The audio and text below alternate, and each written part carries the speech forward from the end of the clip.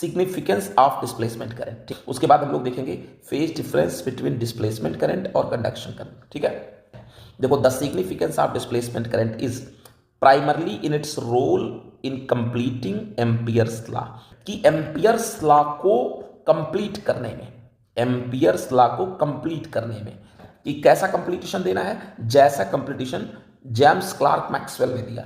देखो कैपेसिटर के बाहर भी मैग्नेटिक फील्ड हो और कैपेसिटर के अंदर भी मैग्नेटिक फील्ड हो, दोनों जगहों पर होना चाहिए मैग्नेटिक फील्ड, यानी कैपेसिटर के बाहर भी करंट हो और कैपेसिटर के अंदर भी करंट हो। बाहर कंडक्शन करंट, अंदर डिस्प्लेसमेंट करंट, बाहर भी magnetic field due to conduction current, अंदर भी मैग्नेटिक फील्ड हो due to displacement current. In a circuit containing capacitor the conduction current flows through the wire. ठीक है ना, यानी यहां देखो इस वायर के थ्रू कंडक्शन करंट है ये।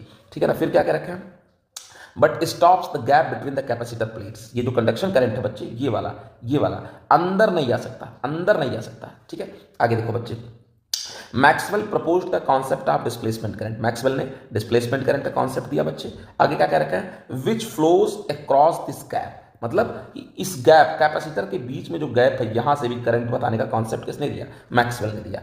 ठीक है ना, आगे देखो, due to the changing in electric field, क्यों अंदर करंट क्यों फ्लो हो रहा है, आप इसको समझिए बच्चे कि अंदर करंट क्यों फ्लो हो रहा है।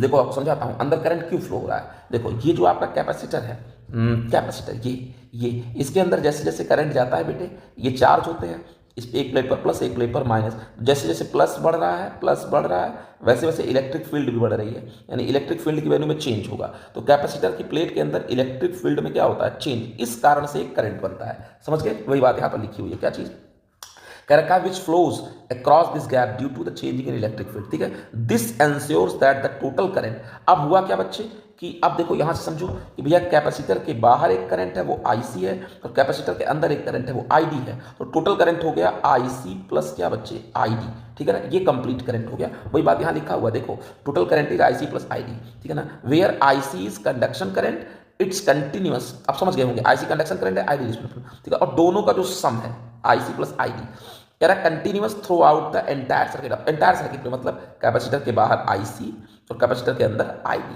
तो अब इस तरीके पूरे सर्किट में करंट क्या होने लगा, फ्लो होने लगा। ठीक है, ये principle of conservation of charge को कंप्लीट करता है, ये फटाफट देखिएगा। अब इसका लाभ क्या है, लाभ ये है कि ये IC और ID मिल करके दोनों एक कॉन्सेप्ट देते हैं बच्चे, जो इलेक्ट्रोमैग्नेटिक वेव को मतलब प्रपोज करेगा। कह रहा है this most profound significance is that A time varying electric field, मतलब एक ऐसा इलेक्ट्रिक फील्ड जो टाइम के साथ चेंज हो रहा है, प्रोड्यूस ए मैग्नेटिक फील्ड, वो तो मैंने समझा ही दिया।